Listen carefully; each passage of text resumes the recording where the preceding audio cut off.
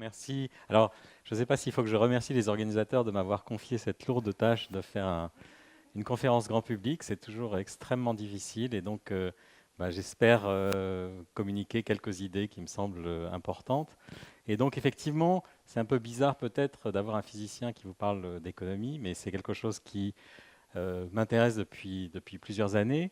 Et vous savez peut-être que donc cette session est une session de physique statistique où les gens s'intéressent en particulier à ce qu'on appelle la physique des verres. Donc des verres sont des liquides qui n'arrivent plus à couler. Et curieusement, on est toujours en train de débattre pourquoi un verre ne coule pas. En tout cas, quand il est suffisamment froid, il s'arrête de couler. Et un certain nombre de méthodes utilisées pour comprendre pourquoi un verre ne coule pas se trouve être très général. C'est ce qu'on appelle la simulation numérique. Et je parlerai de l'avenir de l'économie, justement, en utilisant des méthodes de physique statistique. Donc c'est un peu le but, c'est pour vous montrer que les méthodes qui sont développées dans une communauté peuvent être utilisées dans d'autres. Alors, je vais commencer par une introduction qui va peut-être vous surprendre, mais un très grand nombre de cracks financiers ou de crises économiques apparaissent sans cause plausible véritable. Donc, par exemple, ce que j'ai montré ici en haut, c'est le crack de 1929, qui est un crack spectaculaire, où la bourse américaine, après avoir beaucoup monté, s'effondre et perd un quart de sa valeur en une seule journée, et ensuite perd 90% de sa valeur au cours des 5 années qui viennent. Et en fait, il n'y a pas vraiment de raison pour laquelle ce jour-là, la bourse s'est effondrée. Elle a décidé de s'effondrer un peu toute seule. Et la même chose s'est passée en 1987. Alors il y a d'autres cracks peut-être un peu moins connus. Par exemple, en 1962, hein, le 28 mai, tout d'un coup, la bourse se casse la figure de 10%, puis rebondit. On ne sait pas très bien pourquoi. Pareil, le 10 mai 2010, même dynamique, à l'intérieur de la journée, une perte d'à peu près 10% avant de rebondir. Et puis, quand on regarde de longues séries financières, comme je le fais quotidiennement, on se rend compte que la bourse, ça bouge tout le temps et ça bouge sans réelle raison la majorité du temps.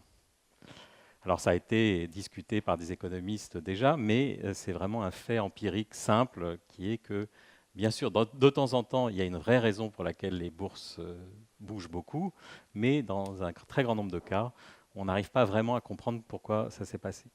Et puis alors c'est la même chose, les économies dans leur ensemble, par exemple la grande économie américaine, fluctue énormément. Le PIB, le produit national brut ou le produit intérieur brut, fluctue année après année d'une façon qui est difficile à comprendre parce qu'il n'y a rien de fondamental qui permet d'expliquer pourquoi ça bouge autant. Et en particulier, la crise de 2008, dont vous vous souvenez sûrement, et que j'ai un peu illustré ici parce que ça va apparaître important dans ma discussion tout à l'heure. Ce que j'ai représenté en rouge ici, c'est une espèce de jauge de méfiance des banques entre elles. Donc les banques se prêtent de l'argent, vous savez, elles ont besoin de liquidités, et il y a donc un indicateur qui indique à quel point les banques acceptent facilement de se prêter de l'argent. Et tout d'un coup, en octobre 2008, cet indice explose et le marché interbancaire se gèle. Plus personne ne fait confiance à plus personne. Et la raison de ça, c'est effectivement la faillite de Lehman. Mais si on essaye de remonter à la raison pour laquelle Lehman a fait faillite, et donc on parle de la crise des subprimes, en réalité, la crise de subprime, c'est un tout petit caillou dans la chaussure de l'économie américaine qui n'aurait pas dû conduire à une telle crise mondiale. Donc, l'économie semble être en prise à une agitation spontanée qu'on dit endogène, parce qu'elle semble venir du système lui-même et ne pas être causée par un choc extérieur. Alors bien sûr, la crise qu'on vit actuellement, la crise du Covid, on voit, là, dans ce cas-là, il y a une vraie raison qu'on comprend, qui est un virus qui nous embête, mais dans beaucoup de cas, ce n'est pas comme ça que ça se passe. Or, la théorie économique a une vision très étrange de ce qui se passe dans l'économie. C'est une vision qui est un peu représentée par cette bille dans un bol. Si on laisse le système tranquille, la bille va finir au fond du bol, l'équilibre économique. Pardon. Et puis ce qui se passe, c'est qu'à cause, dans cette théorie traditionnelle économique, ce qui se passe, c'est qu'on a des chocs donc exogènes, extérieurs au système économique lui-même, qui agitent le bol, et du coup, la bille fluctue sans arrêt autour de l'équilibre, mais elle revient toujours vers ce même équilibre. Donc, une autre image, c'est le cheval à bascule. Effectivement, on oscille autour d'un équilibre bien défini. Donc les économistes sont assez, en quelque sorte, optimistes. C'est pour ça que j'ai mis tout va pour le mieux dans le meilleur des mondes. Les marchés financiers sont supposés être efficients. Ça veut dire que les prix des actions reflètent vraiment la valeur fondamentale des entreprises, et donc on peut s'y fier. Et les économies fluctuent un peu parce qu'il se passe des choses dans le monde, il y a des innovations, des catastrophes naturelles, le Covid. Mais s'il n'y avait pas ces chocs, eh ben, l'économie se retrouverait au fond de son bol et tout se passerait bien. Il n'y aurait rien à redire. Et alors, il y a un certain nombre d'économistes qui pensent vraiment que c'est comme ça que ça se passe dans le monde. Alors, j'ai mis des citations en anglais ici, mais je vais les traduire. J'ai voulu garder la citation originale. Donc, par exemple, Eugène Fama, qui est donc en prix Nobel en 2013, dit en 2010, après donc l'avènement de la crise de 2008, que les prix dans les marchés financiers, donc en 2008, ont commencé à baisser avant que les gens se rendent compte qu'il y avait une récession. Et il dit, c'est exactement ce à quoi vous vous attendez pour des marchés efficients, puisque les marchés efficients sont censés tout savoir, sont censés connaître l'avenir en quelque sorte. Et donc, l'idée de ces économistes, c'est qu'en quelque sorte, on peut se fier au marché pour avoir une vision sur l'avenir. Vous voyez, c'est un renversement complet de la logique. On pense tous que, en fait, les marchés se sont cassés la figure et que ça a entraîné une récession. Non, lui, il dit, les marchés se sont cassés la figure parce qu'ils savaient, en quelque sorte, il y avait une espèce de dieu du marché qui savait qu'il y aurait une récession dans les années à venir. Et puis un autre prix Nobel d'économie, Robert Lucas, dit en 2003, la macroéconomie a gagné, la science économique a gagné. Le problème central de prévention des dépressions économiques a été résolu une fois pour toutes. Donc évidemment, ça c'est 2003 et 2008, 5 ans plus tard, on sait ce qui s'est passé. Alors, il y a d'autres personnes, effectivement, qui ne partagent pas cet optimisme sur la théorie économique classique. Et en particulier, Barack Obama, quand il prend le pouvoir en janvier 2009, dans son adresse inaugurale, exprime son incompréhension. Parce que, comme je vous ai dit, en 2008, on ne comprend pas très bien pourquoi ça s'est cassé la figure. Et alors il dit, mais nos ouvriers ne sont pas moins productifs qu'avant la crise, nos esprits ne sont pas moins inventifs, les biens et les services ne sont pas moins nécessaires qu'ils l'étaient à la semaine avant la crise. Donc, qu'est-ce qui s'est passé? Tout ce qui est matériel semble avoir persisté, et pourtant, la situation avait complètement changé. Et ce qui a complètement changé en l'espace de quelques jours, c'est la confiance collective dans le système. Mais ce n'est pas matériel, la confiance collective. Or, cet aspect confiance, il n'existe pas vraiment dans les modèles économiques utilisés. Et puis Jean-Claude Trichet, en 2010, donc Jean-Claude Trichet qui était donc patron de la Banque Centrale Européenne et qui a donc vécu en direct la crise de 2008 et qui avait en charge de faire quelque chose, dit « Les modèles à ma disposition n'ont pas été capables de prédire la crise et semblaient incapables d'expliquer ce qui était en train de se passer. En face de la crise, nous sommes sentis abandonnés par les modèles traditionnels. » Alors, donc, ce que je voudrais vous expliquer, c'est que donc, la physique statistique s'intéresse au collectif, et que le collectif, ce n'est pas un ensemble d'individus, c'est différent d'un ensemble d'individus. Il peut se passer des choses au niveau collectif qui n'existent pas au niveau des individus. Et par exemple, cette chute de la confiance collective qui s'est produite extrêmement rapidement, rien n'a été détruit, rien de matériel n'a été détruit, c'est quelque chose justement d'éminemment collectif et qu'on essaye de comprendre en physique statistique. Alors, j'ai reproduit ici quelques images qui essayent de vous faire sentir la différence entre un ensemble d'individus et un effet collectif. Donc ici, on a un petit dessin qui montre des petits poissons qui s'agrègent pour faire une forme de gros poisson et qui font fuir le gros poisson. Ici, donc, on a une image de vol des tourneaux dans le ciel de Rome, et vous voyez, c'est extraordinaire, ils arrivent à ces étourneaux arrivent à se synchroniser d'une certaine façon pour faire une forme globale qui ressemble en fait à un grand oiseau qui éventuellement peut impressionner un faucon qui voudrait les attaquer. Et puis ici, on a une représentation alors qui n'est pas très bonne parce que ce qui est impressionnant, c'est la dynamique. Ce sont des lucioles, ce sont des milliers de lucioles qui flashent en même temps, qui arrivent à se synchroniser sur parfois des kilomètres et des kilomètres. Et donc, on a un espèce d'effet collectif qui apparaît, qui est le scintillement synchronisé de ces lucioles. Et alors, donc, l'idée clé qui a été exprimée par un prix Nobel de physique, cette fois-ci, Phil Anderson, en 1972, dans un article qui s'appelle More is different, donc plus est différent, le collectif est différent, pas nécessairement supérieur à la somme des individus, mais simplement différent. Et donc, il explique que le comportement de grandes assemblées d'individus en interaction, alors en fait, il parlait de physique, donc il parlait de particules, de molécules et pas d'individus, mais là, je le transcris déjà dans un contexte plus économique. Donc, le comportement de grandes assemblées d'individus ne peut pas être compris à partir d'individus isolés. Au contraire, des comportements complètement nouveaux et souvent surprenants peuvent apparaître et leur compréhension nécessite des nouvelles idées et des nouvelles méthodes. Et donc c'est un petit peu ça ce que j'essaie d'expliquer aujourd'hui, c'est que la physique statistique a beaucoup réfléchi à cette apparition du collectif et donc peut fournir des méthodes ou des idées qui éventuellement permettent de comprendre des phénomènes aussi incompréhensibles et aussi spontanés et aussi rapides que l'effondrement de la confiance en 2008.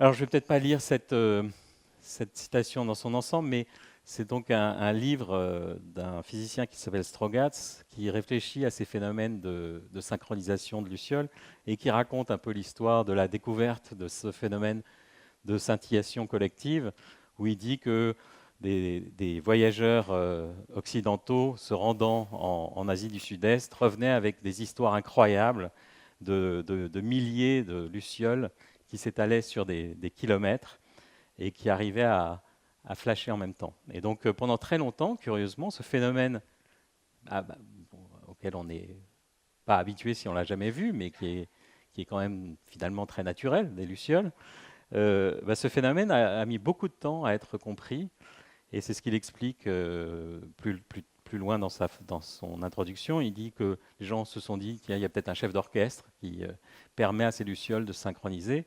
Et en fait, la compréhension de la synchronisation du flash des lucioles est un modèle, est une théorie qui est relativement récente, qui date de la fin des années 60.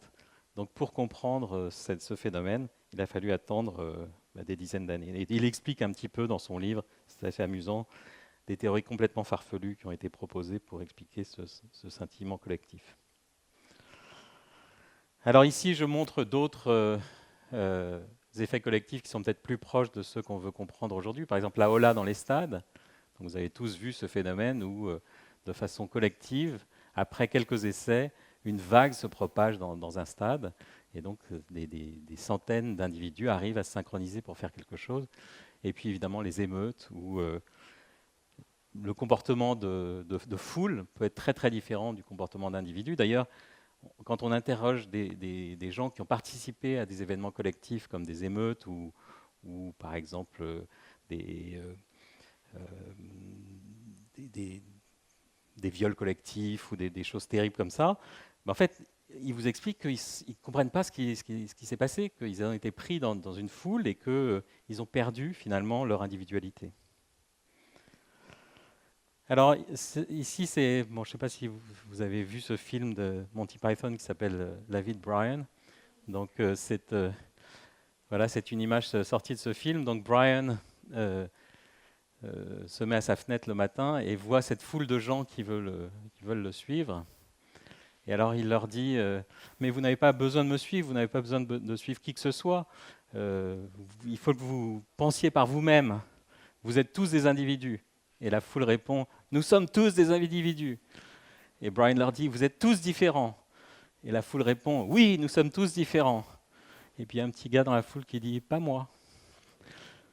Voilà, puis alors évidemment, ici j'ai représenté des images de l'Allemagne nazie, où on voit effectivement que le collectif, ça peut être pour le meilleur ou pour le pire. Alors, je vous ai montré ces effets collectifs, mais les modèles classiques en économie remplacent le collectif, remplacent la foule par un agent représentatif, ce qu'on appelle un agent représentatif, c'est-à-dire un individu unique qui est censé rassembler les propriétés de cette foule. Mais cet agent représentatif, il a des propriétés extrêmement particulières. C'est un agent qui est rationnel, qui calcule en permanence l'optimum de son intérêt, et donc il ne peut pas être pris de folie collective puisqu'il est tout seul.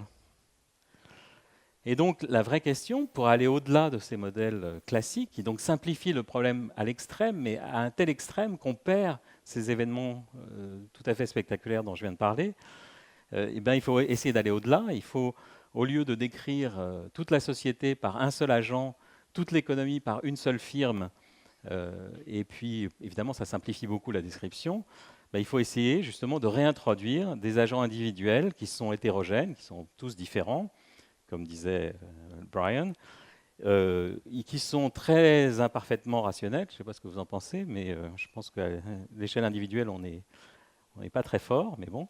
Et puis surtout, on est en interaction forte, c'est-à-dire que ce que je fais vous influence et ce que vous faites m'influence, et donc peut sortir de ces interactions un effet collectif tout à fait inattendu. Et c'est précisément donc ce que la physique statistique essaye de décrire. Donc ici, ce que j'ai représenté, c'est un iceberg, donc c'est une expérience quotidienne. On sait que l'eau en dessous de 0 degré devient glace. Or, à l'échelle individuelle, les molécules d'eau sont exactement les mêmes dans la glace et dans l'eau. Donc vous voyez un effet très spectaculaire où les molécules d'eau H2O sont exactement les mêmes. Rien ne leur est arrivé quand on passe la transition de liquide-glace. Mais à l'échelle collective, on a un objet qui n'a rien à voir. La glace est blanche et solide, et l'eau est bleue, surtout ici, et liquide. Et donc, on a en physique ce qu'on appelle des transitions de phase. Et ce que j'ai représenté ici, c'est un diagramme, ce qu'on appelle un diagramme des phases, qui est un diagramme classique en physique, où on représente, en fonction de la température et de la pression, dans quel état on peut trouver la matière. Et comme vous le savez, on peut trouver la matière, en tout cas la matière simple, dans 3 états différents, le solide, le liquide et le gaz. Donc, dépendant de la région dans laquelle on se trouve, l'eau peut se trouver dans un de ces 3 états, mais il existe des lignes très bien définies qui séparent le solide du liquide, le liquide du gaz, et en particulier, comme on le sait, à pression ambiante, le liquide devient glace à 0 degré. Et donc, la physique statistique, sa raison d'être, en quelque sorte, depuis son invention au début à la fin du XIXe siècle, c'est justement d'essayer de comprendre ces effets collectifs surprenants à partir de briques élémentaires banales. Mais ces briques élémentaires sont en interaction. Donc les molécules de H2O, elles sont totalement banales, aucun intérêt individuellement. Mais elles interagissent les unes avec les autres, et du coup, cette interaction peut faire apparaître à l'échelle collective des phénomènes aussi extraordinaires que cette séparation entre liquide et gaz, ou entre cette coexistence entre liquide et gaz qu'on voit sur la photo. Et donc il y a un tas de phénomènes physiques dont vous avez peut-être entendu parler, comme le magnétisme, le fait qu'un aimant s'aimante spontanément quand on baisse la température. À haute température, il n'y a pas d'aimantation. À basse température, il apparaît ce qu'on appelle un ordre magnétique, c'est-à-dire que tous les petits aimants élémentaires qui font microscopiquement l'aimant qu'on utilise quotidiennement s'orientent dans la même direction et font qu'un aimant devient magnétique. Puis alors, il y a d'autres phénomènes spectaculaires comme la supraconductivité, le fait qu'à basse température, les métaux peuvent conduire le courant sans dissipation, sans chauffer. Même la rigidité, le fait que cette table, je peux m'appuyer dessus sans qu'elle se casse la figure, c'est en fait un effet collectif. Alors on est tellement habitué qu'on n'y pense pas de cette façon, mais c'est vraiment l'apparition d'un ordre collectif à partir d'atomes individuels. Cette table, elle est constituée d'atomes individuels, mais il se trouve qu'au niveau collectif, ces atomes arrivent à se ranger de telle façon qu'on fabrique quelque chose qui résiste. Alors, je vous ai parlé des nuées d'oiseaux, des lucioles, de la hola. Mais du coup, effectivement, la tentation, c'est d'appliquer ce type d'idée générale à des paniques. Je vais vous montrer une photo de panique bancaire, des retournements d'opinion, des crises qui peuvent être dues justement à ces basculements de confiance extrêmement brutaux. Et alors, ce que la physique statistique nous apprend, donc, c'est que ce n'est pas parce qu'on a compris le microscopique qu'on comprend le macroscopique. C'est deux échelles de description différentes.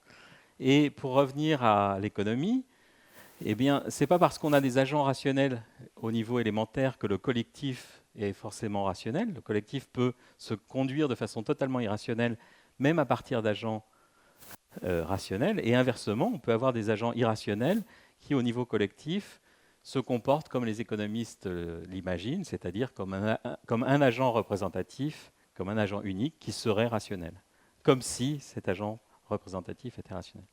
Donc, c'est vraiment cette flèche sur laquelle la physique statistique réfléchit, c'est le passage entre ce qu'on appelle en physique le microscopique et le macroscopique, et ce qu'on appellerait dans le langage de l'économie de l'agent individuel aux agrégats économiques ou à la macroéconomie.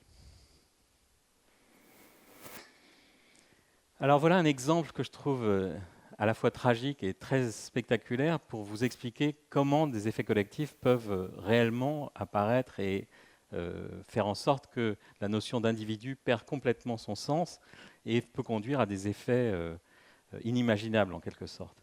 Donc vous savez qu'à la Mecque, on a parfois des événements tragiques où la foule se comprime et entraîne des... comment on appelle ça en français? Il y a les mots me viennent en anglais maintenant. Donc, comment on dit stampede? Panique, des paniques, les gens se marchent dessus, en quelque sorte. Voilà, bon.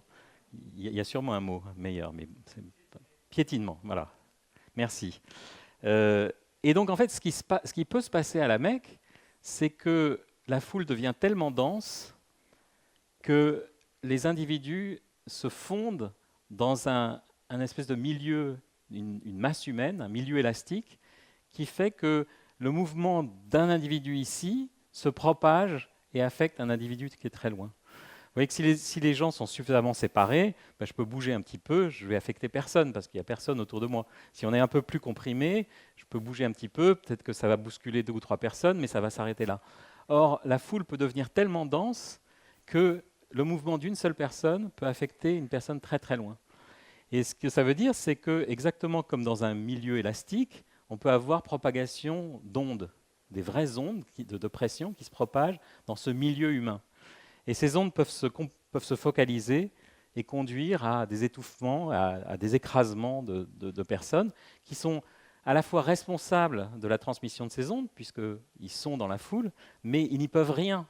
Donc il y a ce collectif qui est apparu, qui transcende les individus et qui fait apparaître des phénomènes tout à fait nouveaux, en particulier donc la propagation d'ondes de pression. Et ici, c'est donc une mesure expérimentale de la pression à la Mecque. Et effectivement, on voit des moments où cette pression devient tellement forte qu'elle brise les individus. Alors, je reviens à mes exemples de physique. Qu'est-ce qui se passe, par exemple, dans un aimant? L'interaction fait apparaître justement cette idée d'ordre qui se propage à longue distance. Donc, par exemple, les petits aimants élémentaires dans un aimant interagissent avec leurs voisins, influencent leurs voisins, et si ce qu'on appelle un spin, une petite flèche bleue est vers le haut, les flèches autour vont avoir tendance à se mettre vers le haut aussi, alors que si un spin est vers le bas, les petites flèches vont tendance à s'orienter vers le bas aussi. Et c'est pour ça que quand on est à haute température, ça veut dire que tout est un peu désordonné et ces spins pointent dans n'importe quelle direction. Donc en moyenne, ils ne vont ni vers le haut ni vers le bas. Mais à basse température, on peut faire apparaître ce qu'on appelle donc un ordre magnétique. Et c'est la même idée quand on regarde par exemple les bancs de poissons. Le petit poisson qui est là, il pourrait dire je nage, je ne sais pas très bien dans quelle direction nager, donc je vais nager dans la direction de mon voisin, mais qui lui-même s'oriente grâce à ses propres voisins, mais je suis un de ses voisins. Donc finalement, il y a un aspect autoréférentiel.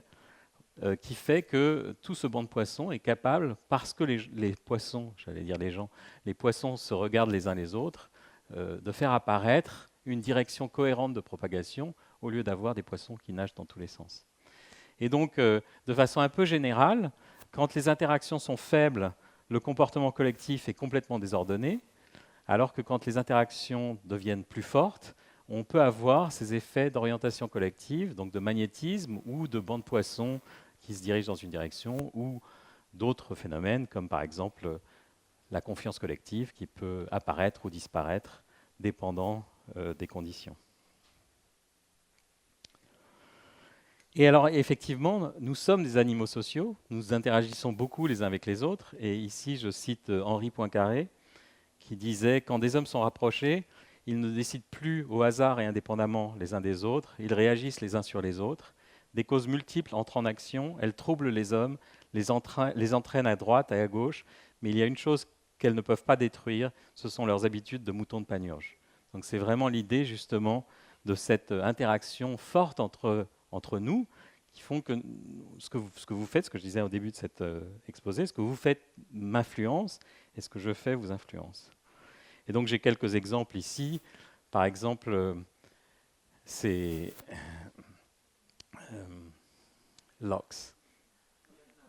C'est cadenas, merci. Ouh là là. C'est cadenas sur le pont des Arts. J'avais la chance de traverser le pont des Arts pour aller travailler à l'époque, et c'est tout à fait spectaculaire ce qui se passe. Il y a quelques personnes qui commencent à mettre, c'est ce qu'on appelle des cadenas d'amour, donc les gens accrochent un cadenas avec leur nom, et en l'espace de 3 semaines, le pont des Arts était couvert de ces cadenas. Donc il y a vraiment un effet où moi aussi je veux faire la même chose. Ici, c'est la courbe du nombre de Stéphanie en fonction du temps. Alors, vous vous souvenez peut-être qu'en 1965, la petite Stéphanie de Monaco naît, et quelques années plus tard, tout le monde appelle son enfant Stéphanie. Donc il y a un pic en 1973 où on a 23 522 petites Stéphanie qui naissent, puis après, bon, les gens se calment. Donc on a cette espèce d'explosion de nombre de Stéphanie. Ici, c'est une panique bancaire, donc où la rumeur apparaît et suggère qu'une banque va faire faillite. Et donc tous les épargnants se ruent vers la banque pour récupérer leurs avoirs. Mais évidemment, le fait même de voir les autres devant cette banque conduit à renforcer la panique et à faire en sorte que les gens s'y rendent eux-mêmes. Et puis, ce que je vous ai expliqué tout au début, cette courbe qui donne, cette jauge qui mesure le manque de confiance entre les banques, et on est vraiment dans le même cadre. Je n'ai pas confiance en toi parce que tu n'as pas confiance, et tu n'as pas confiance parce que je n'ai pas confiance. Donc c'est un système autoréférentiel qui fait qu'on peut passer d'une confiance collective dans le système bancaire à une absence de confiance sans que rien de matériel ne soit détruit. C'est simplement un sentiment qui se base sur justement ces effets d'imitation et d'interaction entre nous.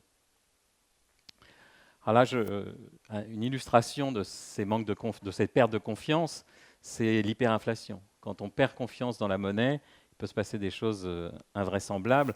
Donc vous avez tous entendu parler évidemment de l'explosion, enfin de l'inflation, de l'hyperinflation en Allemagne entre 1918 et 1924, où donc la valeur d'un Deutschmark s'effondre et il faut 1000 milliards de Deutschmark pour avoir l'équivalent d'un Deutschmark avant la crise.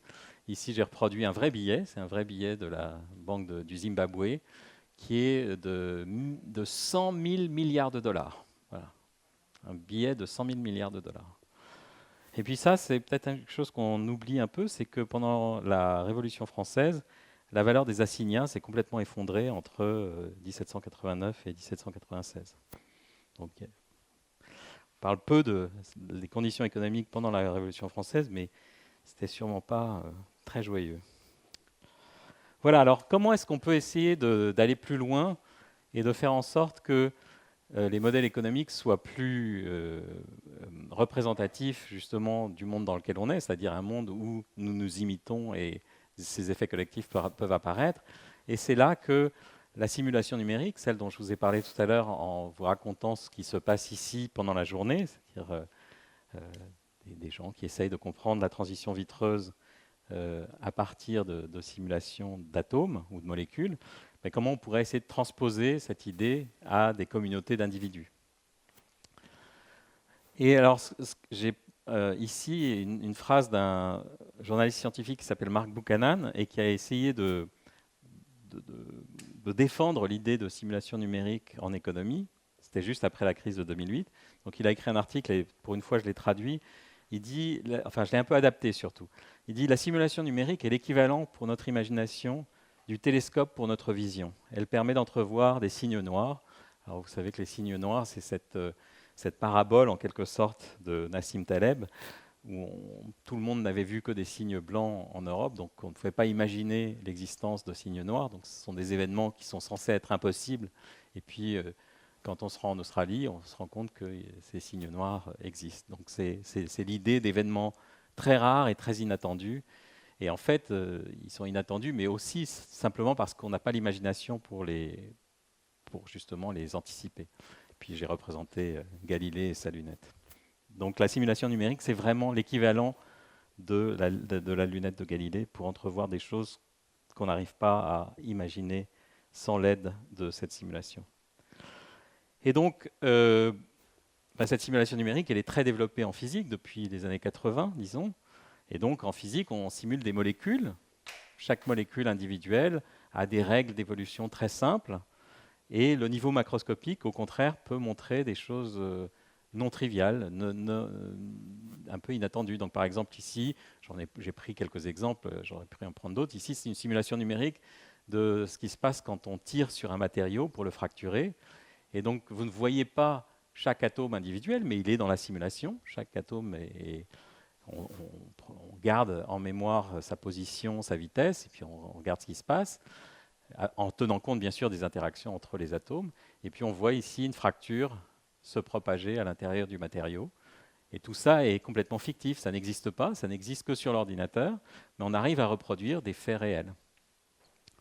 Ici, c'est une simulation de la foule, c'est justement pour essayer de faire en sorte que à la Mecque, dont j'ai parlé tout à l'heure, les pèlerins puissent sortir de façon plus efficace. Ben, il y a cette idée très bizarre que en mettant un plot, une colonne, devant la porte de sortie, on améliore le flux de sortie. C'est très bizarre parce qu'on a l'impression qu'en mettant un plot devant la porte, ça va plutôt empêcher les gens de sortir. Mais en réalité, s'il n'y a pas de plot et qu'on fait une simulation de gens qui sont pressés de sortir, en réalité, il se forme ce qui se forme aussi dans des silos, c'est-à-dire des espèces de voûtes, de chaînes d'individus qui se bloquent complètement et personne n'arrive à sortir. Alors que si on met un plot central ici, on organise le flux de sortie en quelque sorte, on évite la formation de ces voûtes, enfin j'utilise voûte au sens un peu imagé, et en fait le flux de sortie avec un plot qui en quelque sorte entrave la sortie, au moins de façon naïve, on arrive à améliorer la sortie de cette pièce. Alors à nouveau, ici, ces individus n'existent pas, ils sont simplement mis sur un... C'est comme un jeu, si vous voulez, on met des individus fictifs, on leur donne des règles du jeu réalistes, et puis on fait tourner l'ordinateur qui invente une dynamique, mais cette dynamique peut nous donner des idées pour ce qui se passe en pratique, et en réalité, cette solution marche vraiment, et d'ailleurs, elle a été implémentée à la Mecque. Donc, dans une simulation numérique, chaque individu ou chaque molécule suit des règles très simples, mais le niveau macroscopique, donc le niveau de l'ensemble des individus, peut révéler une dynamique complexe et inattendue. Et le passage, comme j'ai expliqué plusieurs fois, le passage entre microscopique et macroscopique est non trivial, et il faut des outils pour l'anticiper. Alors voilà d'autres exemples. Par exemple, ici, c'est une simulation de piétons dans une station de métro pour essayer de comprendre un peu les flux, réguler les flux. Donc tous ces individus n'existent pas vraiment, mais on imagine que les individus sortent de chez eux entre 7h et 8h avec une courbe en cloche pour déterminer leur heure de sortie. Et puis donc ils arrivent un peu au hasard. Puis il y a certains individus qui marchent lentement, d'autres qui marchent plus vite. On met tout ça dans les règles simples. Il y en a qui peuvent tomber et donc créer un petit encombrement, et puis on fait tourner la machine et on essaie de faire apparaître des phénomènes qui peuvent se produire à grande échelle et qu'on aurait du mal à imaginer. Puis ici, ça c'est une carte qui montre le transport aérien au niveau mondial, et c'est très utile comme ingrédient de départ pour comprendre comment les épidémies peuvent se transmettre, par exemple. Donc ici, on ferait une simulation numérique où on a des agents, des individus à nouveau qui n'existent pas, qui tombent malades. Une fraction d'entre eux va prendre l'avion, va aller d'un pays à l'autre, va en infecter d'autres, et puis éventuellement venir en Europe, etc. Et donc la simulation numérique pour comprendre la propagation des épidémies est quelque chose qui est évidemment très d'actualité et qui marche relativement bien. Alors je voudrais vous parler d'un modèle qui a été inventé par un économiste qui s'appelle Schelling, et pour vous montrer effectivement ce type de comportement inattendu quand on simule des grandes populations. Alors Schelling a essayé de comprendre pourquoi dans les villes aux États-Unis, on a apparition de ghettos, de ségrégation raciale. Alors que quand on interroge les gens individuellement, ben on se rend compte qu'en fait les gens sont relativement tolérants et que finalement être dans un quartier 50-50, ça ne les dérange pas plus que ça. Et donc Schelling a eu l'idée de faire une simulation numérique, on pourrait dire, où donc chaque agent individuellement préférerait être dans un quartier mélangé. Donc c'est cette fonction-là qui augmente et qui diminue, ça donne la préférence des agents. Donc en fait, ils ne sont pas très contents quand ils sont tout seuls dans le quartier, ils sont à peu près satisfaits quand ils sont en majorité, mais finalement, on met de façon explicite que leur préférence serait d'être dans un quartier très mélangé. Et puis on fait tourner, on leur donne une règle élémentaire qui est que s'ils sont pas contents, ils changent de quartier, ils déménagent. Et ce dont on se rend compte, c'est qu'à temps long, eh ben, on peut avoir un effet qui est absolument à l'envers de l'intuition, qui serait qu'on a des quartiers bien mélangés. Au contraire, on se retrouve avec spontanément une ségrégation et des quartiers qui sont surreprésentés et d'autres qui sont quasiment vides. Et donc là, on a vraiment un exemple à nouveau du fait que ce qui se passe à l'échelle élémentaire de chaque agent ne ressemble en rien à ce qui se produit à l'échelle macroscopique. Donc c'est ça qui se passe dans ce modèle. Les agents se ségrèguent, mais en quelque sorte à l'issue de leur plein gré. Et ce qui est intéressant, à nouveau par rapport à mon discours, c'est que cet effet peut être parfaitement compris grâce aux outils de la physique statistique. Et on peut comprendre en fait le mécanisme de séparation, d'apparition de réseaux, de quartiers ségrégés, comme de la même façon que la transition liquide-gaz dont j'ai parlé tout à l'heure. C'est les mêmes outils mathématiques, si vous voulez. Alors pour finir, quelle heure est-il Donc j'ai encore 5 minutes. Ben, c'est parfait. Pour finir, je voudrais vous parler d'un travail qu'on a fait avec deux personnes qui sont dans la salle d'ailleurs, Marco Tarzia et Francesco Zamponi. Ah non, Marco est parti peut-être. Bon. Ah, il a eu un appel. Bon, et un étudiant qui s'appelle Dhruv Sharma, où on a essayé donc de proposer un modèle d'agent, donc comme je l'ai expliqué, des agents, vous, moi, qui faisons des choses, prenons des décisions économiques, pour essayer de comprendre la crise du Covid et en particulier l'impact sur l'économie. Et donc, on a proposé ce modèle d'agent. Je ne vais pas du tout vous expliquer comment il fonctionne, mais ce qui est intéressant, c'est que ce modèle d'agent, il prédit des choses qui pourraient être assez réalistes. Par exemple, ici, ce que vous voyez, c'est donc en fonction du temps, la courbe de chômage ou disons, de consommation, de production de l'économie. Et donc, on part d'un niveau élevé avant la crise. Cette période grisée, c'est la période de confinement, où les gens ne peuvent pas aller travailler et en même temps ne peuvent pas consommer. Donc on a baisse de l'offre et de la demande en même temps. Et ensuite, on réouvre l'économie et on regarde ce qui se passe. Et alors ce que vous voyez, c'est qu'en fonction, par exemple, de la durée pendant laquelle ce confinement a lieu, ou la sévérité avec laquelle cette baisse de production et de consommation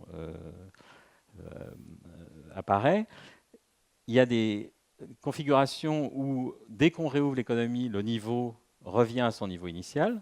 Donc on a ce qu'on appelle une récession en V, donc on a une chute et puis un retour vers l'équilibre.